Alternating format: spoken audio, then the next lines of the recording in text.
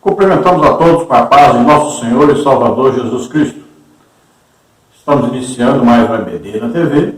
Eu sou o pastor Henrique, moro atualmente em Americana, São Paulo, antes morava em Imperatriz, Maranhão. Se você deseja nos convidar para estarmos aí, podemos fazer palestras para professores, superintendentes, interessados em EBD. Podemos fazer palestras sobre missões. Já fui missionário. Pela graça de Deus, abrimos 8 igrejas. Se você deseja fazer trabalho sobre família, aí podemos fazer, se você desejar, podemos fazer para idosos, para jovens, para casais. Já fui líder de departamento de família, já demos curso, para noivos e também casados para sempre. Se você deseja nos convidar para um EBO, também já fazemos bastante trabalho nesse sentido. E também, se você deseja nos convidar para ir estar num trabalho de avivamento, batismo com o Espírito Santo, também curas, ministração sobre dons do Espírito Santo, também cruzadas evangelísticas, então nos convide e nós estaremos aí com todo prazer. Se você deseja nos ajudar, eu já estou há 5 anos e meio desempregado e preciso da sua ajuda. Então, deposite qualquer quantia, aí tem a conta na Caixa Econômica, aí tem a conta no Bradesco e aqui a conta do Banco do Brasil. O Banco do Brasil está no nome da minha esposa, Edna Maria Cruz Silva. O meu Pix, você vê aí, o meu CPF, 331-957-816-20. Nós estamos estudando as revistas da CPAD deste trimestre com o tema A Justiça Divina, a preparação do povo de Deus para os últimos dias no livro de Ezequiel. Temos como comentarista da CPAD deste trimestre, pastor Ezequias Soares, que é pastor presidente aí em Jundiaí, São Paulo. Nós já estudamos aí na lição Ezequiel, Atalaia de Deus, lição 2, vem o fim, lição 3, as abominações do templo, lição 4, quando se vai a glória de Deus, lição 5, contra os falsos profetas, e hoje vamos estudar a lição 6, a justiça de Deus. Você vê aí o símbolo da justiça, aí a justiça humana, que é uma balança com 2 pratos, Aí o martelo que o juiz usa para dar sentença quando ele julga a causa. Hoje nós vamos falar sobre a justiça de Deus quanto a Jerusalém, quanto ali o território do sul de Israel, Judá. Então vamos ver que Deus vem ao profeta Ezequiel e pergunta para ele se uma nação que está vivendo em idolatria, em total desobediência a Deus, ela deveria receber a justiça de Deus, o juízo de Deus sobre esse pecado. Então Deus traria alguns tipos de juízos sobre essa nação. Então a resposta do profeta tem que ser sim. Então Deus diz, então é por isso que eu estou trazendo o juízo sobre Jerusalém, sobre Judá. Porque eles merecem realmente o juízo de Deus sobre eles. Eles quebraram a aliança com Deus. E quando a aliança é quebrada, este povo está sujeito às maldições da aliança, que você pode ver em Deuteronômio 28. Quando obedece, recebe bênçãos. Quando desobedece, recebe maldições. O textual está no Salmos 18, 26, que diz: com o puro te mostrarás puro, e com o perverso te mostrarás indomável. Bênção para quem é obediente à aliança e maldição para quem é desobediente à aliança. A verdade prática diz: os agentes do juízo divino revelam que a responsabilidade humana é pessoal. Então veja que cada indivíduo em particular é responsável pelo juízo de Deus. Então nós podemos ver o juízo de Deus sendo aplicado a todo o Judá, mas vamos ver que algumas pessoas escapam desse juízo. Aí nós vamos ver que neste juízo estão incluídos aí Daniel, Sadraque, Mesaque, Abednego, e eles não sofreram o juízo. Também o profeta Ezequiel, o profeta Jeremias. Então veja que existem aqueles que são fiéis a Deus, aqueles que são considerados justos diante de Deus, e esses não sofrem o juízo de Deus sobre eles. Embora o profeta Jeremias e o profeta Ezequiel acabaram também por sofrer muito devido a serem instrumentos de Deus para comunicar ao povo o juízo. Já Daniel e seus companheiros estavam em melhor situação, Daniel melhor ainda, né? Tanto foi importantíssimo no governo da Babilônia, quanto também no governo persa. Ocupou posição de grande destaque. A leitura bíblica em classe está em Ezequiel 14, de 12 a 21, que diz assim: Veio ainda a mim a palavra do Senhor, dizendo: Filho do homem, quando uma terra pecar contra mim, gravemente se rebelando, então estenderei a mão contra ela e tornarei instável o sustento do pão, e enviarei contra ela fome, e arrancarei dela homens e animais. Ainda que estivessem no meio dela estes 3 homens, Noé, Daniel e Jó, eles, pela sua justiça, livrariam apenas a sua alma, diz o Senhor Jeová. Se eu fizer passar pela terra nocivas alimárias, e elas a assolarem, que fique assolada, e ninguém possa passar por ela por causa das feras. Ainda que esses 3 homens estivessem no meio dela, vivo eu, diz o Senhor Jeová, que nem a filhos nem a filhas livrariam, só eles ficariam livres, e a terra seria assolada. Ou, se eu trouxer a espada sobre a tal terra, e disser: espada, passa pela terra, e eu arrancar dela homens e animais, ainda que aqueles 3 homens estivessem nela, vivo eu, diz o Senhor Jeová, que nem filhos nem filhas livrariam, mas eles só ficariam livres.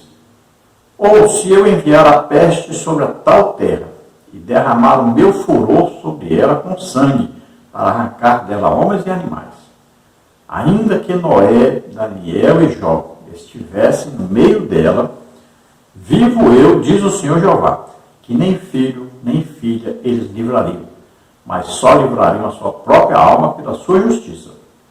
Porque assim diz o Senhor Jeová: quanto mais se eu enviar os meus 4 maus juízos, a espada e a fome e as nocivas animais, e a peste contra Jerusalém, para arrancar dela homens e animais.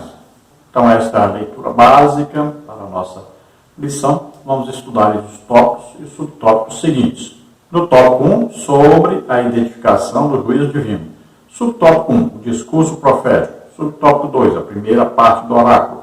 Subtópico 3, descrição dos agentes do juízo divino. No tópico 2, sobre a petição que Deus não atende. Subtópico 1, exemplos de intercessão pelo pecador. Subtópico 2, um castigo inevitável. Subtópico 3, quando Deus não atende a oração intercessória de um justo.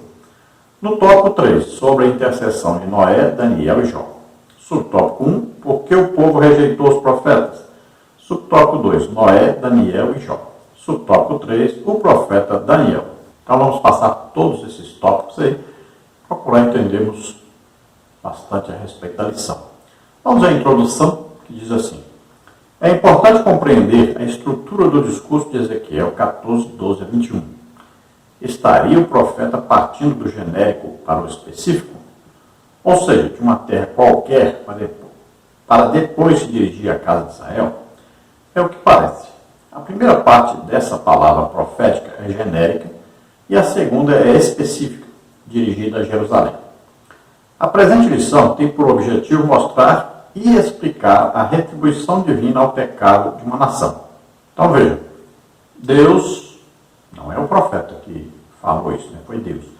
Então Deus usou o seguinte: primeiro ele vem com um exemplo dizendo uma nação, qualquer nação, se referindo então a qualquer nação. Se fosse uma nação rebelde, desobediente a Deus, que vivesse na idolatria, vivesse no pecado, então Deus enviaria juízo sobre essa nação, fosse ela qual fosse. Então Deus traria o juízo, a espada, a fome, os animais selvagens e doenças. Você concorda, Ezequiel, com isso? Não é assim que acontece, que deve acontecer? Olha, quando Israel entrou na terra de Canaã, não era assim? E Deus os amaldiçoou, e Deus não mandou que Israel destruísse todos, matassem todos. Então, assim era para ser. Então Deus está dizendo, se Israel, no caso aqui Judá, a parte de baixo ali do sul, está se comportando assim, o que é que eu tenho que fazer? O mesmo que eu faria com qualquer nação, já que eles quebraram a aliança com Deus. Deus poderia agora fazer o mesmo que deveria fazer com qualquer outra nação.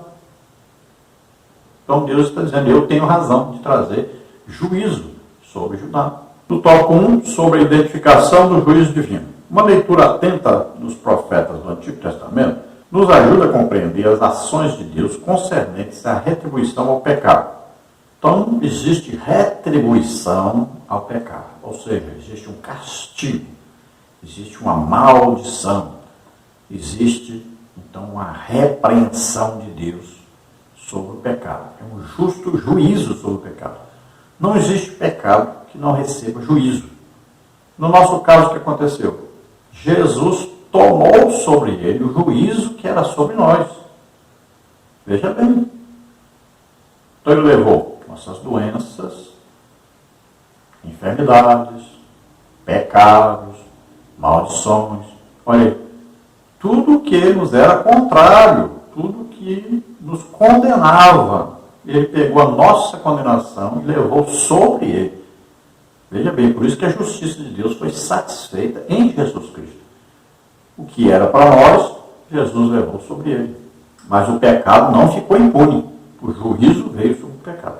No subtópico 1, o discurso profético. À luz das Escrituras, ficamos sabendo que a ira de Deus nunca acontece sem uma justa causa e nem mesmo sem um prévio aviso, como está em Amós 3,7. O Deus Javé de Israel procede dessa maneira para oferecer oportunidade de arrependimento, como está em Jeremias 3,14, 38, 17, 18, Amós 5, 1 a 4, 14, 15. O perdão divino vem com arrependimento, como aconteceu com a cidade de Nínive, Jonas 3,10. Mas o tempo dessa oportunidade já havia expirado para Jerusalém. A vontade de Javé é abençoar o seu povo e restaurar a sua herança. Mas como ajudar quem não se ajuda? Por isso o castigo é inevitável. Trata-se de uma questão de justiça e santidade. Então veja, o castigo de Deus, o juízo de Deus só vem para quem merece, para quem insiste no pecado. E Deus avisa antes. Deus não fará nada na terra sem antes avisar aos seus servos, os profetas. Para quê? Para que o profeta avise que o juízo de Deus está chegando. Então veja, foi a função ali de Jeremias em Judá, foi a função de Ezequiel, tanto escrevendo para Judá, quanto falando aos que estavam no cativeiro. Então, olha, os profetas sempre estiveram avisando.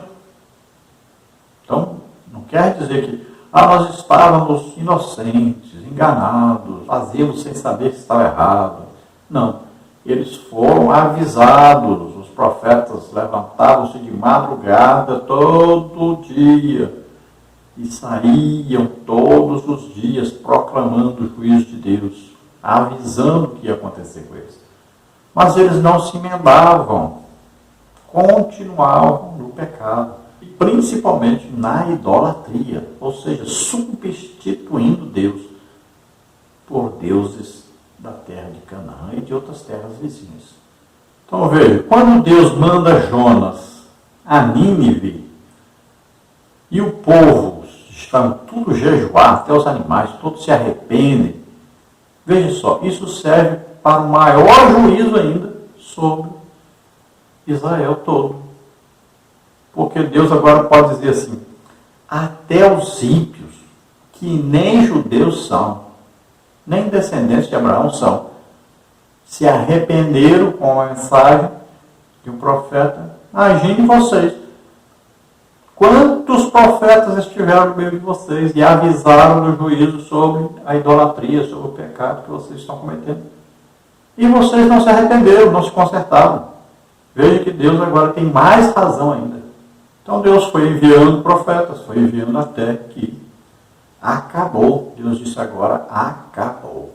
Primeiro foi a parte norte de Israel, que foi levada cativa pelos assírios, e agora a parte sul, sendo levada em 3 vezes, né? Primeiro 3.000 pessoas, depois 10.000 pessoas, e agora vai ser levado o restante, que sobrar depois do ataque, né? Muitos vão morrer, os que sobrarem vão ser levados também para a Babilônia, para o cativeiro de 70 anos.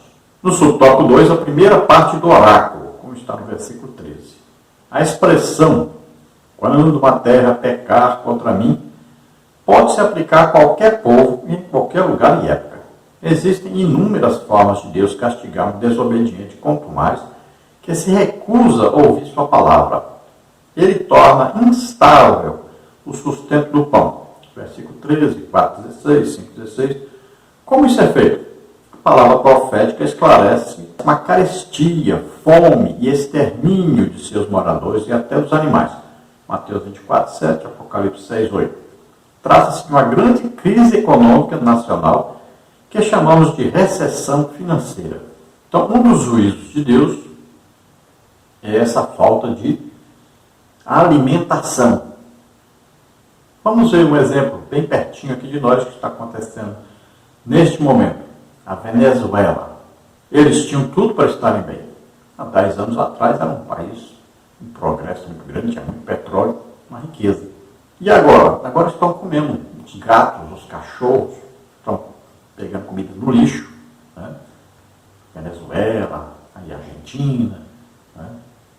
Nicarágua, e já vai Colômbia atrás, já vai Chile atrás. Chile era uma potência na América do Sul há pouco tempo atrás.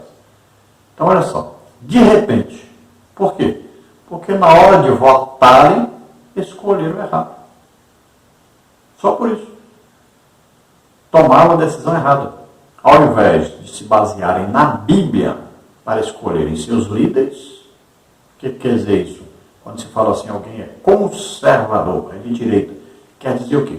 Que ele se baseia em princípios bíblicos no seu viver diário. É simples. Então, o que o povo fez? Escolheu o outro lado, contrário à Bíblia. Então, o que acontece? Vem o juízo de Deus sobre a nação. Então, Deus abandona essa nação, deixa eles se empobrecerem e vão passar fome agora. No subtópico 3, descrição dos agentes do juízo divino, versículos 17 e 21. É Javé quem manda as chuvas e fertiliza a terra e os campos. Jeremias 5:24, 14:22, Deuteronômio 32:2, Amós 4:7-8. Ao invés de agradecer a Deus, eles agradeciam as abençoadas colheitas a Baal, como está em Oséias 2:8. A seca era um sinal visível do castigo divino. Veja Jeremias 2:4, Deuteronômio 28:23. A espada, linguagem figurada para designar a guerra, também resulta em fome e peste. Ezequiel 6:3-12, 7:15. A fome é uma referência à escassez de alimento provocada pela destruição da produção agropecuária. A peste é resultado da epidemia causada pelas mortes nos campos de batalha. Mas no verso 21, o profeta acrescenta a figura dos animais ferozes. No versículo 21, o oráculo inclui Jerusalém como destinatária da profecia, de modo que podemos afirmar que essa palavra profética é para qualquer nação e época. Veja, quem controla chuva, sol, né, as temperaturas, né, aí, o clima, é Deus. Então, quando Deus quer trazer juízo, o que ele faz? Provoca seca, ou seja, diminuição de chuvas, cessação de chuva. Foi assim no tempo lá do profeta Elias, seca de 3 anos e meio. Né? Então você vê hoje o clima no planeta e você vai ver que de vez em quando acontece aí uma seca. Como está hoje acontecendo onde? Na China. Veja só, uma seca tremenda, um calor tremendo. Veja, o que é isso? Juízo de Deus. Por quê? Porque perseguem a igreja, não deixam as igrejas abrirem e funcionar normalmente, as pessoas congregam escondidas. Então o juízo de Deus é aplicado. Sempre foi assim e continua sendo. Veja a Europa, mesma coisa está acontecendo. Por quê? Porque a Europa hoje possui o maior número de igrejas satanistas do planeta. Estão perseguindo o Evangelho. Cada dia fica mais difícil o Evangelho ser pregado na Europa. Então, estão recebendo o juízo sobre eles. Então veja que chegaram ao cúmulo Israel, que quando chovia, agradeciam a Baal e não a Deus. Então quando se fala em espada, está se falando o quê? De guerra. O que está acontecendo hoje lá entre Rússia e Ucrânia? Guerra. Por quê? Porque o presidente da Ucrânia se diz aí favorável ao Evangelho, né? Aí descendente de judeu, mas o que ele fez em benefício do povo, para o povo se aproximar de Deus? Então veja só. Então ele poderia ter feito muito. Então ele deveria ter aproximado esse povo de Deus, aberto as fronteiras ao Evangelho, à pregação do Evangelho, a abertura de igrejas, né? Deveria ter tornado aí livre a pregação do Evangelho por toda parte e aberto as portas do seu país para que o Evangelho penetrasse por toda parte, as pessoas fossem salvas. Mas ele não fez isso. Pelo contrário, parecia até que ele não tinha nada a ver com Deus. Aí a Rússia, onde se proíbe a pregação do Evangelho, onde tem um sistema de governo comunista, antibíblico, olha aí, entraram em guerra. Quem sofre? Os dois países. Sofrem muito. Então começa a haver fome, começa a haver um desespero, né? Guerra. Muitas pessoas sendo mortas, presas, né? Guerra. Isso é resultado de juízo de Deus contra a nação que não está vivendo de acordo com a palavra de Deus, também não está permitindo a pregação do Evangelho. E com a guerra vem a fome. Por quê? Porque o campo, né, sofre com a guerra. Param de plantar, de colher, perdem as estações do plantio, né, da colheita também, não escoam a produção. Então, existe problema seríssimo com a guerra. Aí, tanto a plantação como também a criação de animais sofre muito. Também fala aí de peste. A peste tem a ver com doenças. Nós tivemos uma pandemia mundial. O que é isso? É um juízo de Deus, é um aviso de Deus para as coisas que vêm por aí durante a grande tribulação.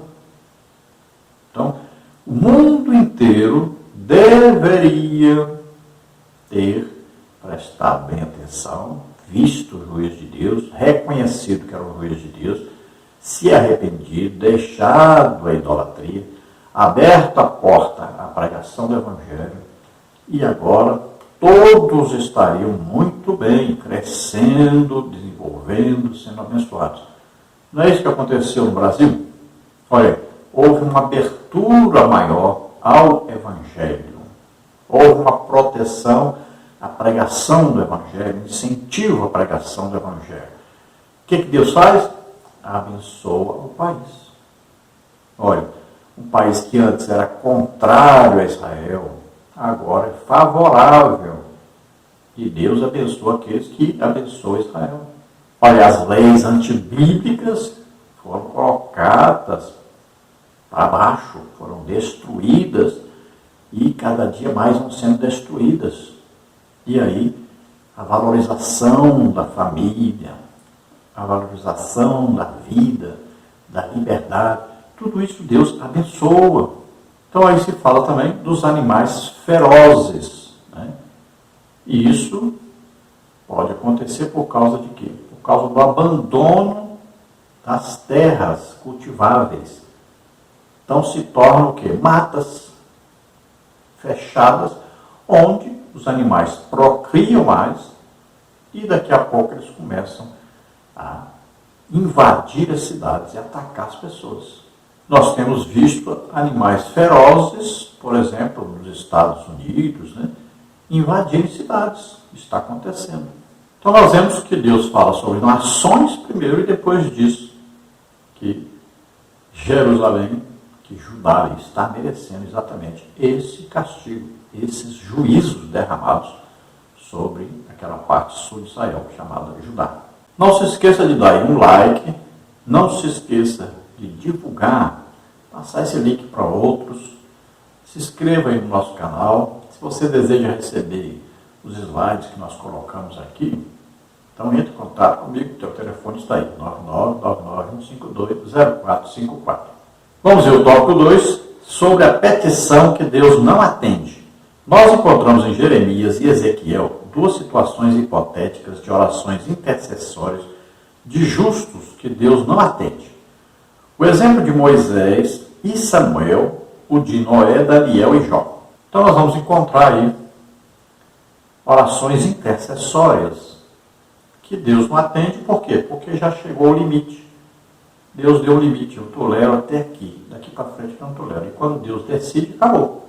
Deus atendeu muitas vezes a intercessão? Atendeu. Mas agora disse, chega, acabou.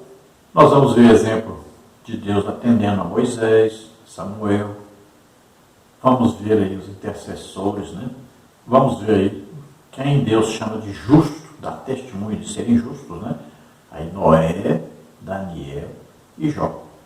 No subtópico 1, exemplos de intercessão pelo pecador. Deus aceitou poupar as cidades de Sodoma e Gomorra, atendendo a oração intercessória de Abraão. Isso se houvesse pelo menos 10 justos em Sodoma. Gênesis 18:32. Moisés e Samuel, dois baluartes de Israel, foram atendidos nas petições em favor do povo nos casos de pecados e rebeliões. Êxodo 32, 11 e 14, Números 14, 19 e 20. 1 de Samuel 7, 5, 6, 9, 12, 19 a 25, Salmos 99, 6 a 8. Deus perdoou o povo reiteradas vezes. Israel se rebelou contra Deus, ainda no Sinai, com o culto do bezerro de ouro. Mas Deus perdoou-os e renovou o conserto dos israelitas, como está em Êxodo 34, 10. Inspirados nessas experiências dos homens de Deus, que oramos uns pelos outros, como está em Efésios 6, 18, 19, Tiago 5, 16. E intercedemos pelos pecadores para que eles se arrependam e venham a Cristo. Então veja, Deus poupou Sodoma e Gomorra? Não. Por quê? Porque Deus disse, se lá houver 10 justos, primeiro Abraão falou 50, foi caindo até 10. Então veja que se houvessem 10, Deus pouparia. Ele disse, eu poupo se houver 10. Quem parou a contagem foi Abraão, não foi Deus. Não é? Então, baseados nisso, os judeus pensavam, mas nós temos mais de 10 justos aqui. Então, Deus não vai destruir tudo por amor a esses mais de 10 que nós temos. Olha, vamos ver aí inúmeras intercessões de Moisés, Samuel. Intercederam pelos líderes, intercederam pela nação, e Deus atendeu.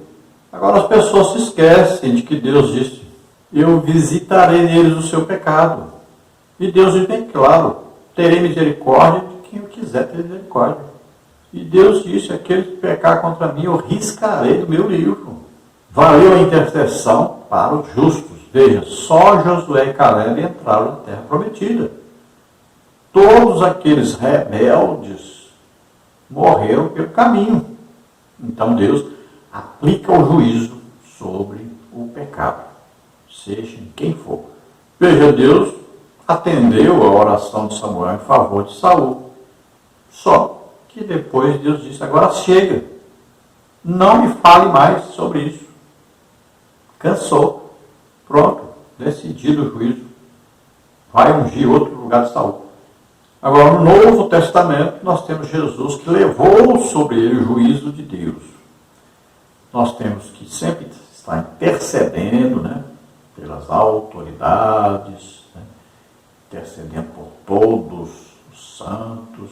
Temos que estar intercedendo pelos nossos líderes, intercedendo pelos políticos, né, pelos líderes da nação, pelos pais, por todos os responsáveis em liderar alguém. Temos que estar orando por essas pessoas. É nosso dever estar sempre intercedendo pelo nosso país, pelo mundo inteiro, por Israel. E é maravilhoso o ministério da intercessão. O Espírito Santo usa pessoas para intercederem. Agora, sabendo que aquele que persiste no pecado, não tem jeito. O próprio apóstolo João fala sobre isso, né? No subtópico 2, um castigo inevitável. As reiteradas rebeliões dos filhos de Israel ao longo de sua história, desde a peregrinação no deserto, levaram a nação a uma apostasia generalizada. Chegou-se a um ponto em que não havia mais retorno, segundo o livro de Crônicas 36, 15 e 16. As Escrituras mostram que há situações em que Deus se recusa a perdoar a nação e até pessoas, como aconteceu com Saul, 1 Samuel 16:1. O profeta Jeremias intercedeu pelo povo, Jeremias 14:21. Mas Deus endureceu sua resposta ao profeta, afirmando que nem mesmo Moisés e Samuel seriam atendidos se orassem em favor de Judá, Jeremias 15:1. E Deus é mais paciente e mais amoroso do que qualquer ser que existe. Agora, ele também tem o seu limite. Ele vai tolerando, vai avisando do juízo, vai avisando. Mas chega a hora que ele diz, acabou, chega. Pode vir quem quiser interceder, falar, não adianta, acabou. Pode vir Moisés, pode vir Samuel. Acabou. E pronto. E é interessante aqui no livro de Ezequiel que Deus cita os homens mais santos, os melhores homens que existiram na face da terra. Olha aí, nós temos aí Moisés, Samuel, Noé, Daniel, Jó. Olha aí, Deus dá testemunho dessas pessoas. Diz que eles eram justos. Mas mesmo que todos eles clamassem, agora não adiantava mais. O juízo estava determinado e Deus não voltaria atrás. No subtópico 3, quando Deus não atende a oração intercessória de um justo. A Bíblia ensina que a oração feita por um justo pode muito em seus efeitos. Tiago 5,16. Mas quando o pecado ultrapassa todos os limites, Deus não atende tais orações intercessórias. O pecado para a morte, na linguagem do apóstolo João, 1 de João 5,16, é a apostasia total, tanto individual quanto coletiva, que se aparta da fé e abjura o seu Deus. Hebreus 10, 28 e 29. Isso é diferente do pecador que se arrepende. A apostasia é negar a fé que antes defendia. Isso acontecia reiteradas vezes em Israel. Mas no período final do reino de Judá, não havia mais remédio senão o juízo divino sobre a cidade de Jerusalém. Ora, veja que no tempo de Josias, houve uma restauração maravilhosa. Josias foi o melhor rei de Israel. Quebrou a imagem por toda parte, destruiu a idolatria, voltou aí os cultos a Deus, a adoração a Deus. Estava tudo maravilhoso. Era para o povo dali para frente consertar. E eles nem sabiam, era a última oportunidade que Deus estava dando para eles. Dali para frente desandou tudo. Até que Deus perdeu mesmo a paciência com aquele povo. Então veja que eles ainda tiveram uma grande chance no tempo do rei Josias. Então chega ao ponto de Deus não ouvir mais oração intercessória. Ele tomou a decisão. Né? Assim como 1 de João aí, João está falando sobre o pecado, que é para a morte. Então é aquela pessoa que insiste no mesmo pecado, sabendo que é pecado, e a pessoa toma a decisão. Eu vou para a igreja, eu frequento a escola bíblica dominical, eu carrego a Bíblia debaixo do braço, eu falo para todo mundo que sou crente e tudo, mas eu não deixo o meu pecado. Isso aqui eu não abandono. Tem gente que faz isso com a bebida alcoólica, tem gente que faz com cigarro, tem gente que faz com adultério. Né? Então a pessoa, às vezes, homossexualismo. A pessoa diz, isso aqui eu não deixo. Para mim, pronto, posso fazer tudo, menos isso. Então isso é que vai levar a pessoa para o inferno, que vai trazer o juízo de Deus sobre essa pessoa. Então pode ser que o juízo venha agora, ou pode ser que venha após a morte. Mas o juízo certamente virá. Agora, a idolatria é o reconhecimento de haver um outro Deus, ou um outro intercessor. Por exemplo, a pessoa se converteu, é evangélico, mas ele sai da igreja evangélica e volta para a idolatria, volta a adorar imagens. Então isso aí é uma abominação diante de Deus. É a pessoa reconhecer um outro intercessor no lugar de Jesus. Isso é uma abominação diante de Deus. Então o juízo de Deus vem. Por isso que Jesus disse que essa pessoa, quando ele se converteu, o demônio que o acompanhava saiu e entrou o Espírito Santo. Essa pessoa agora apostata da sua fé, abandona a sua fé e adota novamente a idolatria. Então, aquele demônio que saiu volta e ainda traz com ele mais 7. Agora a pessoa fica com 8 demônios atormentando a vida dele. Por isso que, por exemplo, a pessoa não fumava, passa a fumar. Não bebia, passa a beber. Não era homossexual, passa a ser. Olha só. Não mexer com drogas, passa a mexer. Porque são 8 demônios agora. Cada um quer fazer uma coisa. Então esse estado agora passa a ser pior do que antes da pessoa ter se convertido. O tópico 3, sobre a intercessão de Noé, Daniel e Jó. Estava chegando o tempo em que nem com a intercessão de Moisés e Samuel o povo seria poupado. Ezequiel refuta o imaginário popular de que Deus é obrigado a tolerar o pecado do povo por causa dos justos da cidade. Então veja, é como hoje os filhos de crentes. A pessoa pensa, não, meu pai é pastor. Não, ou meu pai é pregador. Meu pai é professor de escola bíblica dominical. Eu posso fazer aqui e Deus vai dar um jeitinho aqui porque eu sou filho do fulano. Não existe isso. Teve uma época em Israel que eles diziam, olha, os pais comem uva e os filhos que ficam com o dente botado. Ou seja, os pais pecam, os filhos que estão pagando o pecado dos pais. E Deus disse, olha, isso não existe. A alma que pecar, esta morrerá. É individual. O pecado é olhado por Deus de maneira individual. A pessoa pecou, essa pessoa sofre o juízo de Deus. Pode receber o juízo, lembre-se, durante a vida aqui, ou no porvir, depois que morrer, então vai ser lançado no inferno, depois do lago de fogo e enxofre. Mas o certo é que o juízo vem. No subtópico 1, por que o povo rejeitou os profetas? A geração dos profetas Jeremias e Ezequiel conhecia o relato da destruição de Sodoma e Gomorra. Se apenas 10 justos são suficientes para Deus poupar a cidade, por que destruiria Jerusalém com um número maior de justos? Gênesis 18:32. Essa era uma das razões pelas quais a maioria não acreditava no juízo divino anunciado pelos profetas. Esse argumento pode explicar por que Ezequiel afirma que, ainda que estivessem no meio delas estes 3 homens, Noé, Daniel e Jó, eles, pela sua justiça, livrariam apenas a sua alma. Versículos 14 e 20. Esse oráculo está entre os mais severos. Veja que todas as vezes que os 3 justos são mencionados, vêm acompanhados da chancela de autoridade espiritual. Diz o Senhor Jeová, versículo 14. Ou, vivo eu, diz o Senhor Jeová, versículos 16, 18 e 20. Então veja que essa geração do profeta, aí Jeremias, Ezequiel, eles sabiam do que aconteceu com Sodoma e Gomorra. Eles tinham conhecimento. A palavra de Deus estava escrita sobre isso. Não é que eles viveram na época que Sodoma e Gomorra foi destruída. Entenda bem. Mas eles conheciam os relatos. E eles podiam passar lá a qualquer momento e iam ver que até as pedras lá queimavam com fogo e enxofre. Então eles sabiam do juízo de Deus sobre a idolatria, sobre os pecados sexuais. Eles sabiam bem sobre isso. Então os profetas chamavam a atenção do povo.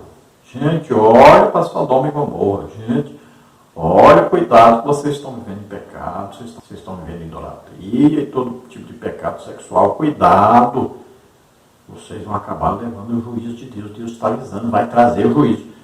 E eles diziam, não. Deus disse para Abraão que se houvessem 10 justos lá, ele teria livrado Sodoma e Gomorra de ser destruído. É porque não havia 10. Agora nós temos mais de 10, então ele não vai destruir. Também se pensar o seguinte, nós temos aqui o templo, que é a morada de Deus no nosso meio. Você acha que Deus vai destruir esse templo? Claro que não. Então, eles estavam pecando, insistindo no pecado, e dizendo que não ia abandonar o pecado, porque sabia que Deus não traria juízo sobre eles. Olha só, que provocação, que falta de respeito, de temor a Deus. Deus, sabendo disso, disse para Ezequiel, diga para eles, ainda que estivesse no meio de vocês aí hoje, aí, sentado aí no meio de Jerusalém, né? O Noé, o Daniel, o Jó, mesmo assim, eu não livraria vocês do juízo. Veja só, 3 homens justos, declarados por Deus, não é o profeta que falou isso, que inventou isso, não. Deus que está falando através do profeta. Mesmo que esses homens estivessem aí, eles só livrariam eles mesmos, nem os filhos deles, eles livrariam. Olha só. Então Deus está dizendo, eu que estou falando. No subtópico 2, Noé, Daniel e Jó, versículos 14 e 20. Por que Daniel? Há quem se surpreenda em ver o nome de um jovem entre 2 grandes e antigos patriarcas. Mas a pergunta deveria ser invertida, pois Daniel era judeu. Mas Noé e Jó não eram israelitas e viveram muito tempo antes da formação do povo de Israel. Porém, eram exemplos justos, reconhecidos de todo o povo, pois adoravam e serviram o mesmo Deus Javé de Israel, Criador dos céus e da terra. Gênesis 6, 7 e 8, Hebreus 11, 7, Jó 1, 8, Tiago 5, 11. Mas somente a justiça de Cristo é extensiva a todos os pecadores que creem. Romanos 3, 22, 5, 17 e 19. Então, por que Daniel? Tem gente que tem uma dificuldade em entender as coisas, né? Olha, por incrível que pareça, tem na igreja hoje, uma pessoa chega à igreja, é recém-chegado. Então a pessoa diz assim, não, esse é recém-chegado, ele não pode pregar, ele não pode dar aula de escola dominical, ele não pode ser líder de nenhum departamento. A pessoa pode ter a maior bagagem que existe, pode ter sido aí 30 anos de ministério e tudo, mas não, ele é recém-chegado. O povo tem essa mania, né? Isso não tem nada a ver. Daniel era jovem, mas era um jovem íntegro, homem de Deus, tanto é que Deus usava em dons do Espírito Santo. Veja bem, um homem que tinha visões, um homem que interpretou língua, um homem que era profeta, falava sobre coisas que aconteceram no futuro. Deus usou tremendamente aquele homem, porque era íntegro, não importa se era jovem. Existem jovens aí que são íntegros, são jovens de Deus. Tem gente que despreza os jovens. Veja lá, o apóstolo Paulo dizia, Timóteo, ninguém despreze a sua mocidade, porque era um jovem íntegro. Temos que parar com isso. Não é a idade que indica a espiritualidade da pessoa, não. Às vezes uma criança já leu a Bíblia muito mais do que pessoa que tem 30, 40 anos de crente. Às vezes um jovenzinho tem mais intimidade com Deus do que o homem que tem 50, 60 anos de crente. E nós vemos uma coisa interessante, olha. Noé representava aqueles que serviam a Deus antes do dilúvio. Olha só, foi declarado justo antes do dilúvio. Deus escolheu porque ele era justo, no meio de uma geração perversa, corrompida. Então ele representava esses aí. Ele não era israelita, ele não era descendente de Abraão, não era hebreu. Agora Jó. Jó representa todos aqueles que não são israelitas, não são hebreus, mas têm uma integridade muito grande, uma justiça muito grande, e que ele não fez nenhuma tarefa específica para Deus. Então ele representa todos esses.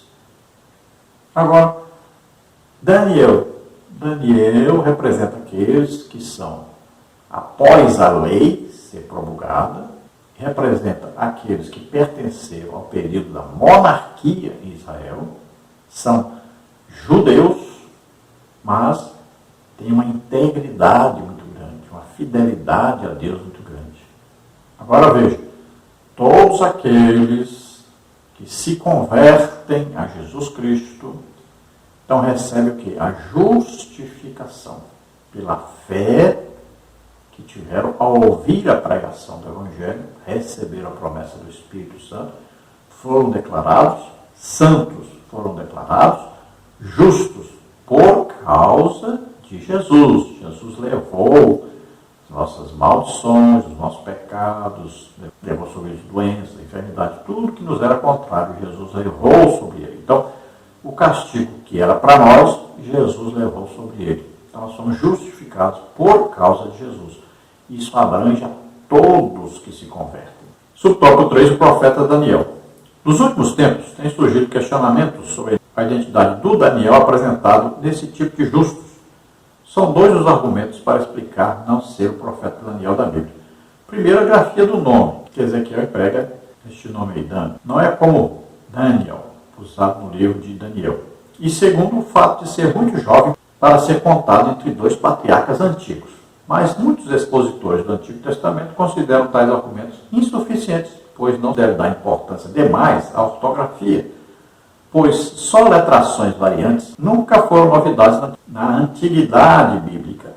Além disso, Daniel era contemporâneo de Ezequiel na Babilônia e era ministro na corte de Nabucodonosor, Daniel 2, 48 e 49.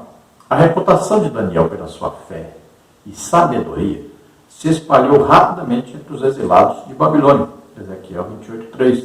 Nós colocamos aí para você o original do nome de Deus lá na Bíblia, como está lá, olha aí. Significa Deus é meu juízo. Então você está vendo aí? Acontece uma coisa bem simples, né? Olha, existe aí a língua aramaico e hebraico. Veja que no livro de Daniel tem tanto aramaico quanto o hebraico.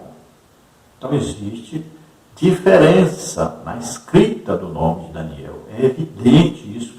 É uma coisa tão simples que a gente fica até assustado com o que as pessoas falam, né? Outra coisa, a maneira de chamar Daniel pelos judeus é uma.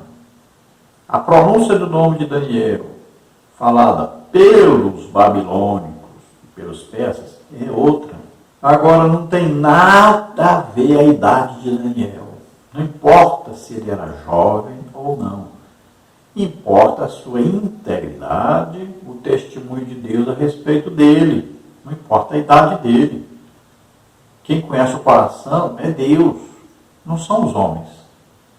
Tanto é que Daniel passou a vida todinha íntegro a Deus, em comunhão íntima com Deus, representando Deus em vários reinados. Veja só, não é porque ele era jovem, Deus conhecia realmente Daniel. Então ele pode estar no meio dos nomes dos melhores homens de Deus que tem na Bíblia. Não importa. É Deus que está dizendo que ele era justo. E pronto, acabou. Então você não fique preocupado com o que os homens pensam a respeito de você. Não pense isso não. Não importa isso. Importa é como você é conhecido por Deus. Veja sobre Jó, por exemplo. Deus deu testemunho de Jó diante de Satanás, que sabia de tudo da vida todo dia de Jó. Veja só, Deus deu testemunho de Jó. Veja, homem íntegro.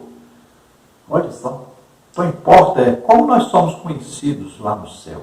Como nós somos conhecidos por Deus. O que interessa aqui que os homens acham? Você está preocupado com a opinião de homens? Conclusão. Concluímos a nossa lição conscientes de que o enfoque da justiça de Deus nesse discurso de Ezequiel diz respeito à retribuição divina ao pecado. É importante ter em mente esse conceito para não se confundir com a justiça da teologia paulina, que justifica o pecador que crê em Jesus. Então veja que no Antigo Testamento nós temos aí a justiça de Deus, o juízo de Deus sobre o pecado, tanto da nação quanto do pecador. A justiça de Deus vem trazendo juízo sobre o pecado. Então, é diferente do Novo Testamento. Por quê? Porque nós fomos justificados por Jesus Cristo. Então, todos nós, que ao aceitarmos Jesus como Salvador e Senhor, por quê? Porque nós ouvimos a pregação do Evangelho, como está em Efésios 1,13, né? Nós estamos em Cristo.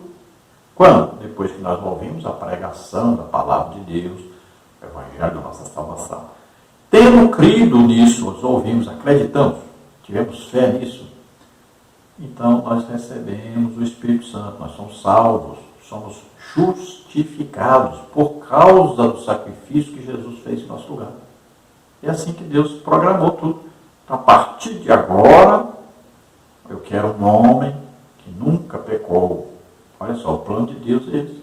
Não achou homem nenhum, então ele manda o seu próprio filho. Venha viver como homem. Então Deus quer um homem que nunca pecou. Tem agora? Tem. Agora este homem tem que aceitar, pegar o pecado de todos os homens sobre ele. Pegar também as doenças, as enfermidades, as maldições, que são para os homens pecadores. Pega sobre ele. Então agora eu vou exercer o meu juízo sobre ele no lugar dos outros. Ele está substituindo a todos os pecadores. Ele aceita o juízo sobre ele, que é para os homens? Aceita. Qual é o juízo? Morrer numa cruz. Ele aceita? Aceita.